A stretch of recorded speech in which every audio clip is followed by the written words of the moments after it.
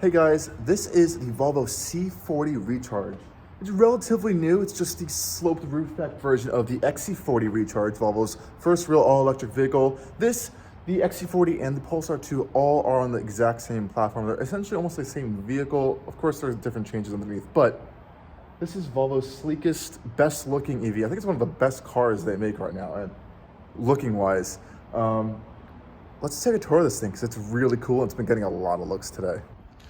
So guys, here we have the Volvo C40 Recharge. Check out those taillights turn on. That is sick. This is the sloped, kind of sportier looking version of Volvo's XC40 Recharge. And the point of these kind of sloped back EVs we're seeing is due to range, actually. Now, EVs are really heavily dependent on aerodynamics to increase their range, and this sleeker roofline helps to increase range slightly. It also helps aerodynamic efficiency and general efficiency of the EV vehicle. But Volvo had some fun with this and really went all out on this design. Check out these rear taillights, a nod back to the older C-based Volvos. I'll send a picture of that right here to show you what that looks like. And this is such a cool looking thing all around. Now, coming from the side, you can see that sloped roofline back here. It's a really sharp scallop shape. They went out on the side with that. Really cool stuff. You have some ambient lighting come out on the door handles as well. I really love these wheels. They're pretty big, but as you can see, they're actually pretty blacked out. So you have some of these aerodynamic shapes in here. These are 20-inch wheels. Huge. Really nice though. Really fill out the wheel arches pretty well. And then the front end's pretty typical for Volvos, actually. It looks almost identical to the XC40 Recharge. But nonetheless, it is still a beautiful looking vehicle. One of the best looking EVs on the road for sure. As you can see up front, it is also pretty covered up, so you don't need a grill really. There's a little bit of cooling. This one does have a heat pump. This is the full-on ultimate version. There's 3 specifications. Maxed out, this is $60,000. Honestly, not that bad. For a maxed out version though, the range is a little disappointing at around 225, 235 miles, depending on how you're driving. That is a little unfortunate. Though, with 402 horsepower, it makes up for a lot of that because this thing's a beast. Now let's check out the rear cargo room. So with this sloped roof, you are losing a little bit of cargo. And look at this, you got this built-in integrated spoiler right here. That is sick. These little top fins. And then to open up the trunk, you can press the button, you can use the key, do it from the inside, or you can just swipe your foot underneath this. It'll open up. Really cool. And you do get a lot of room in there. Again, those awesome taillights. Under the floor, there's some extra storage over here. No spare, of course. And you do have folding rear seats as well. As we'll check out in a second on the inside, visibility from this sloped roofline is decreased dramatically, unfortunately. That shuts up. And of course, you do have a front trunk as well, or a frunk as people call it. Hop inside. You do have to open it like that, like a traditional hood. And it is a pretty small space, I won't lie. It's mainly, I think, primarily used for your charging cords and everything if you want to keep them under there. This little cover right here, get into that. Yeah, it's pretty small. There's 2 little cubbies on each side, and that's pretty much it. You could put some stuff in there, but you're not going to put any luggage really or groceries unless you have like some tiny little bags. The hood is also massive. Oh, also windshield wiper fluid right there. Shut that up really easily. Now, I'm going to lock the vehicle for a second because Volvo's whole thing with this experience is they want it to kind of be key free, even though you have the key fob. So we all have these keyless systems on modern vehicles, right? Volvo's taking this to another level. Just like on Tesla, when you hop in, you know, there's no start button. You kind of just put it in drive and go. This is takes it a little bit further. It kind of detects when you're in the seat with your seatbelt on. It'll turn on and off that way. So it might be a little confusing to some newer EV buyers, but we'll look at that a little bit when we get into the interior. Here you can see your charge port right here. It is illuminated, and you have DC fast charging. I think Volvo says you can charge from like 10% to 80% in around, I think 37 minutes, they say, which you're gonna need, and it's kind of useful to have because the range is not the best on these. Let's check out the rear seat room first before we do anything else.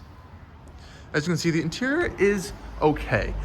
It's very well built, I will say that, but it is based on the 40 series of Volvos, and it's not the higher end materials that you're gonna find in the XC60 or XC90 that you can get on there. This is a completely vegan interior. So this is vegan leather on here with this beautiful white stitching, you can see, and they do have like this micro suede material on the inserts of the seats. Volvo's headrest always fold down.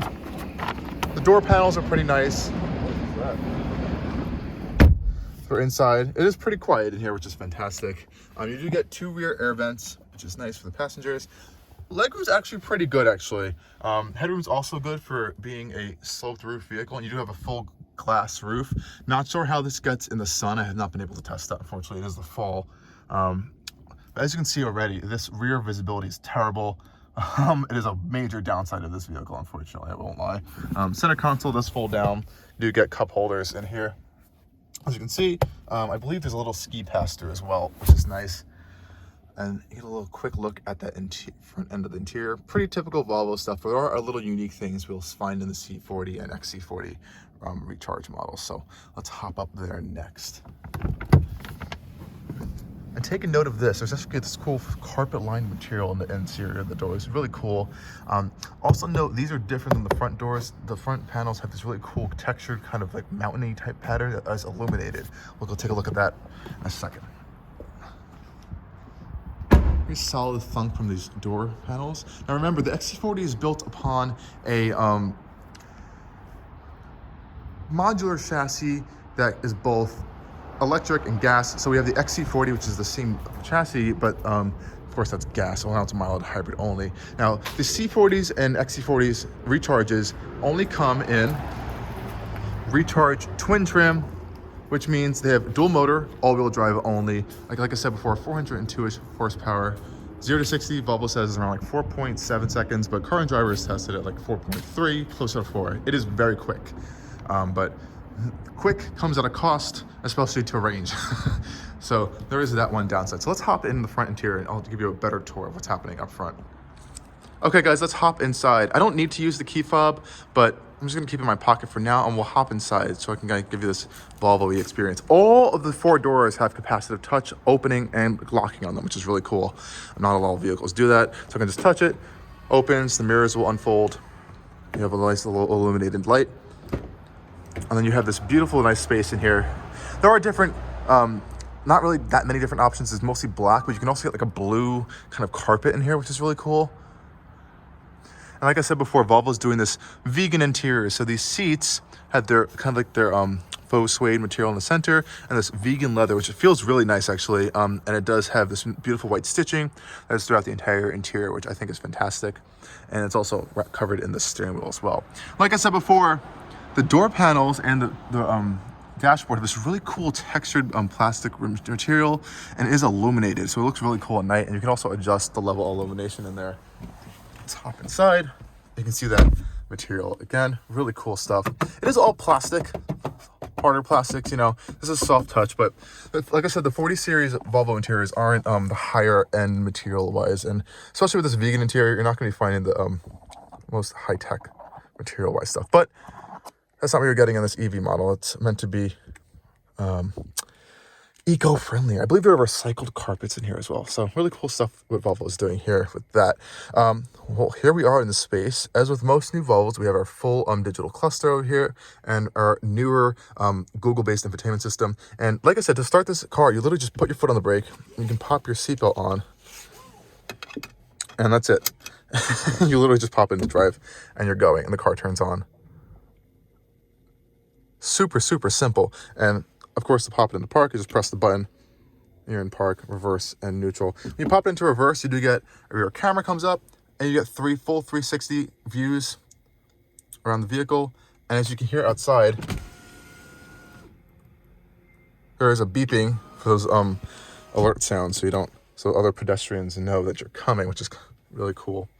I really do like that illumination on the door panels. I think that's really cool. You know, this digital cluster, I'm going to start off with that, is not my favorite. You can't really do anything with it. It's always like this, and it's either you have the map in there or there's nothing there. That's pretty much it. So So there's really not much to talk about. You don't have a heads-up display in this vehicle, which is kind of disappointing. I wish that was included in this. You do have a full heated steering wheel, 3 stages, and heated passenger seat and driver's seat, 3 stages as well, to access through the entertainment system right there. You also have, your passenger control right there. Now, as this has the heat pump, it is going to be able to heat the vehicle better and more efficiently in colder climates, and it's going to also help to improve battery efficiency. But I have noticed, simply by turning on the air conditioning, you drop 20 miles of range. Yeah, so this range is already not impressive. So we're going to go on range assistant to show you. We have 130 miles of range right now with 56% of the battery. So I have been driving a little bit aggressively, but as you can see, my energy usage has been pretty good as I've been trying to improve on this a little bit, as I did turn on one pedal driving, which we'll get to in the driving part review. You do have a range optimizer mode, which will limit climate control functionalities, as you can see right there. I have not tested that out yet. This Google infotainment system is not my favorite either. Finally, we do have full screen Apple CarPlay, which is really nice. But it's just a little bit more clunkier than the Sensus system, and I don't know, it just doesn't feel finished personally, and I've heard a lot of people have been having a lot of glitches with this. It is over-the-air updates, so there are software updates able to fix this, but I don't like how they pooled everything into this one area, and you have to dig through all these menus to find anything, even the most simple stuff. So to go into charging, this is a cool display to show your charging limit, but if you want to go into change any settings, you have to go in settings, driving, for example, and you have all these random stuff just listed out here. It doesn't really make too much cohesive sense. You have pilot assist, driving mode, safety assistant stuff, driving dynamics. You can change your one pedal driving and steering feel right there. And then you can go through controls, and again, it's just pooled in this giant menu of stuff, and it's kind of annoying to kind of dig through, especially if you're driving, you want to quickly change something. This, I love Volvo's headrest fold. You just press that in the rear headrest fold to give you better view out of there, which is already bad, so it does help a little bit, I won't lie. Yeah, it's just a mess, but if you do get one of these, that's for you to figure out for yourself. Here we have Volvo's pretty typical control cluster here for hazard lights and your scroll wheel for volume and play pause. We do have a wireless charger, but there's no wireless CarPlay or Android Auto, and that automatically means to me that the wireless charger is stupid and has no point. If you don't have wireless CarPlay or Android Auto, there's no point in having a wireless charger because you have to plug your phone in anyway, and it's going to be charging. So that's an automatic miss to me. We do have this little gear knob, like I said before. Unfortunately, this is injected molded plastic. I wish they would have put like the vegan leather on here at least. This feels really cheap, I won't lie. We have a little storage cubby right here. And, oh, sorry, guys. 2 cup holders, which are kind of shallow. I wish they were a little bit deeper. Volvo's on the 40 models do have this little garbage can, actually. It's removable. I'm not even joking. You have a little built-in garbage can into your interior, which I think is the coolest thing ever. I love that. And you can just open it like this and close it by pressing this button. I think that's fantastic. You have a little center console here. A decent amount of storage, actually. There are no charge ports in there, though, which is unfortunate. Your charging ports are right up front. Glove box. Feels a little cheap, actually. And your typical controls for your Volvo. Climate controls, air vents right there, which is pretty nice. Steering wheel is also what we've seen on every other Volvo as well. I do like this really nice metal trim right there. It does really actually make this feel a lot more premium. Very, very simple stuff. You have your radio controls, voice control, and that's it. And your pilot assist, and that's it. Super simple stuff.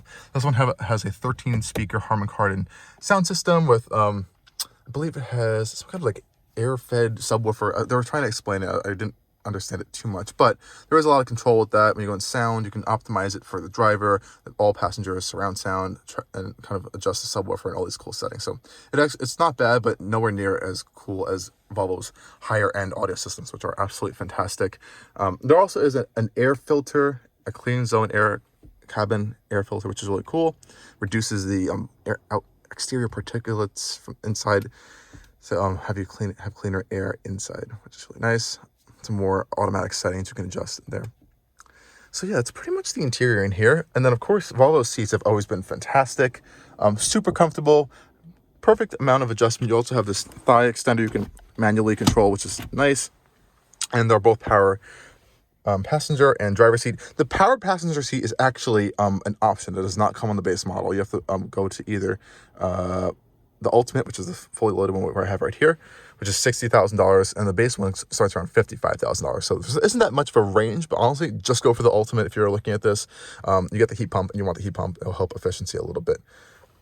Of course, we have our headlights up there, and I'm actually going to focus on this headlights for a little bit. So you have automatic headlights, your running lights, and all that stuff. And the reason I'm talking about the headlights actually is these are pixel LED headlights. So of course it's going to turn off when I open the door, and it won't let me show you guys them, but I can show them up close for you for a second. Now the importance of this is that pixel LEDs are actually adaptive matrix lights, and you can have them in that new setting where you're able to have your brights on all the time, and it'll actually notice the car in front of you, and it'll kind of blind them out so they don't get, or kind of blank them out so they don't get blinded. This finally is legal in the US, so I'm not sure if it's activated on these or it's going to come through a software update, but this is finally has been legal in the US after being available in Europe for ages. We're finally catching up to that. One little cool thing to point out there, though. Hopping back inside for a second. And yeah, that's pretty much all there is to see with the XC40 or the C40. Sorry, they're very similar vehicles. C40 interior. I say let's take it on a drive because I think that's one of the bigger experiences of this vehicle. So let's do that right now. So it's not supposed to be a sports car, but that's going to leave it for the Polestar models. Like I said, this is Volvo's second electric vehicle to have right now. We have the XC40, which is kind of the boxier, more practical shape of this.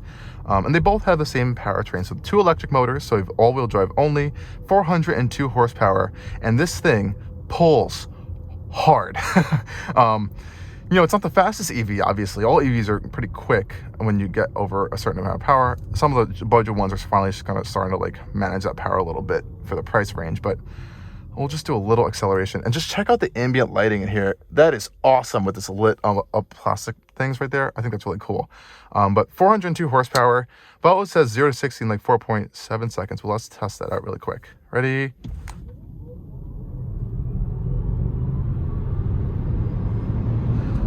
You guys can time that for yourselves, but that was fast.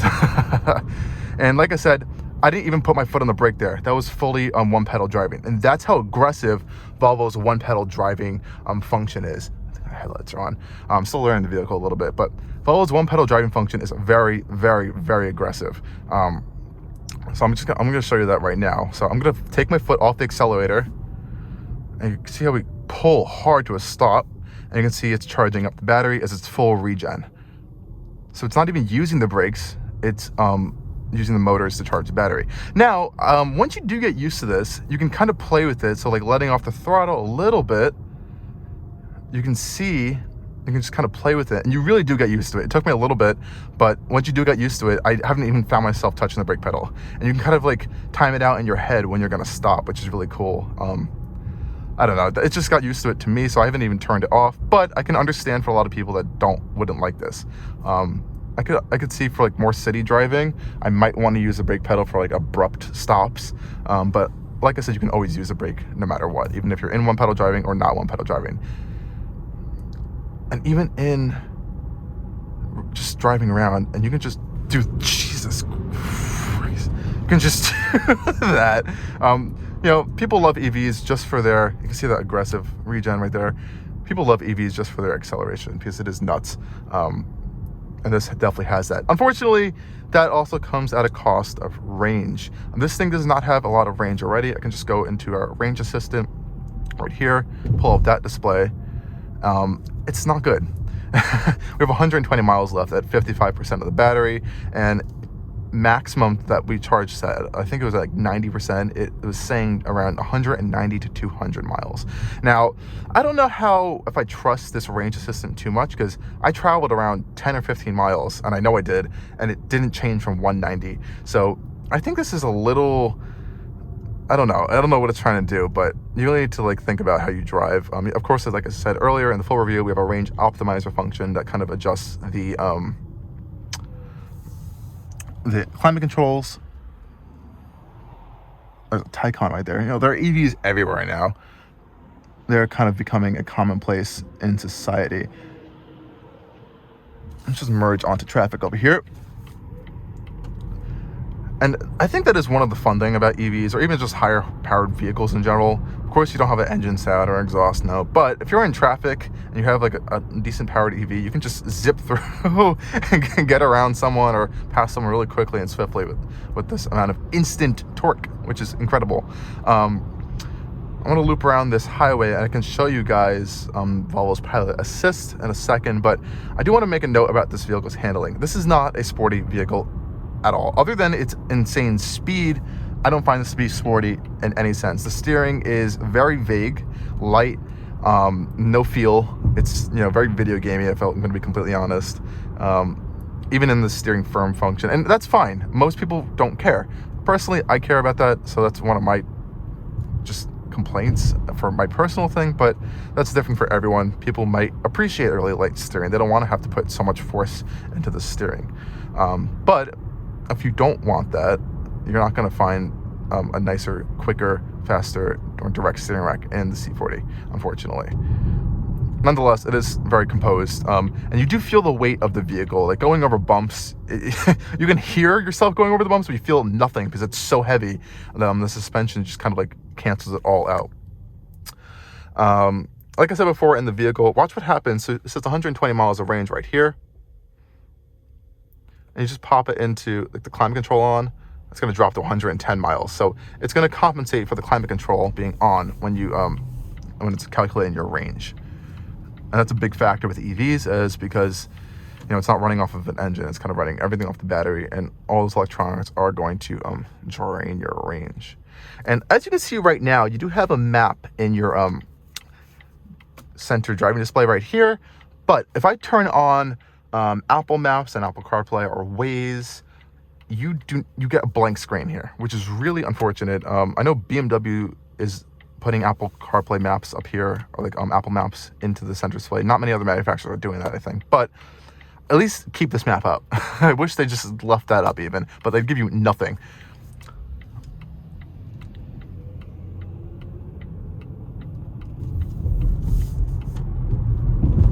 Power is insane, and it is very, very fun. Charging wise, you do get up to 150 kilowatt hour fast charging.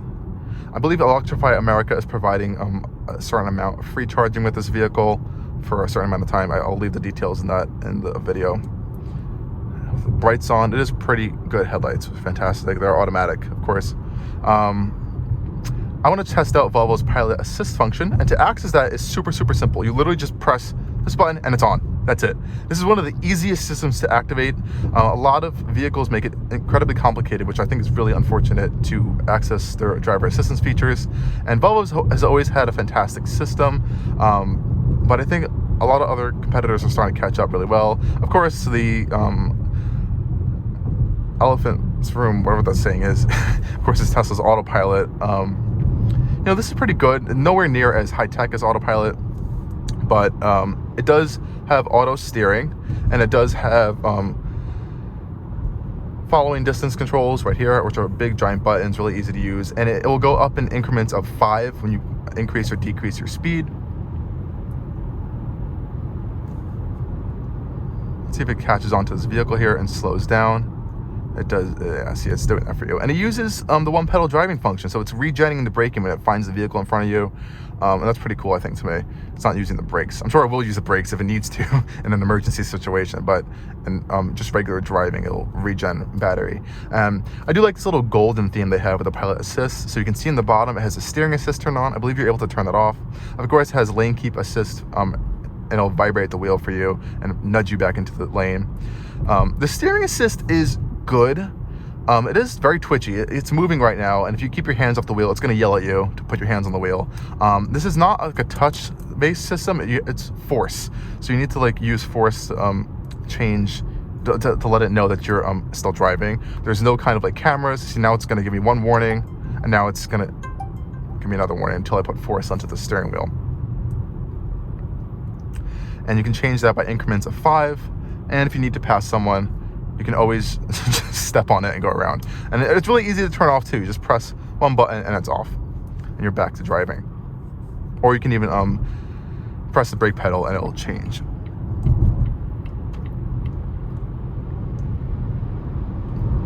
and there is no shortage of power in this car at all. It is just a shame of the range for this price point, because there are a lot of vehicles that you can get that have greater range capability for either cheaper or at a similar price point. I think, you know, of course, the big one is the Tesla Model Y. You're going to get around 300 miles of range. And then, of course, other competitors are rapidly coming out. Even cheaper vehicles that are really impressive these days, such as the Hyundai Ioniq 5 and the Kia EV6, they may not be, you know, as premium of an image as you might think of a Volvo, but they have pretty much everything you're getting in this car and more range and even quicker charging time. So I don't know, it's something to think about, but definitely if you're going to be buying an EV, you got to do your research. That's priority number one. What I think of this vehicle is it is fantastic for long trips. It's very quiet in here. That pilot assist is generally pretty fantastic on a highway, and it's really comfortable. There are a lot of little minor gripes that this vehicle can have, but if you are looking for a Volvo, I think this is the one to get, even versus the XC40, which does offer a little bit more practicality, of course, and it is going to offer better visibility out of the rear, but the looks of this are just absolutely epic, I think, personally. I think I would personally have to go with this because I think it's just so cool. If I was looking for a Volvo EV. There is a lot of stuff coming soon from Volvo, though, so honestly, I would stay tuned. They have a new EX90 coming out, which will be their basically the XC90 EV on a dedicated electric architecture that'll be shared with Polestar as well. Yeah, so that's going to be exciting. And then just popping into park, you can hear all the electronics going in, and get out of the vehicle, and it's off, and that's it. I think that's really cool. You don't have to worry about keys and stuff. But yeah, this is the XC40 EV, guys. Oh, C40. Oh my gosh, I'm gonna get that messed up every single time. They're the same vehicle, but you know what I mean.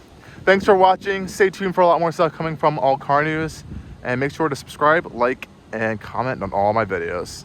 Thanks again.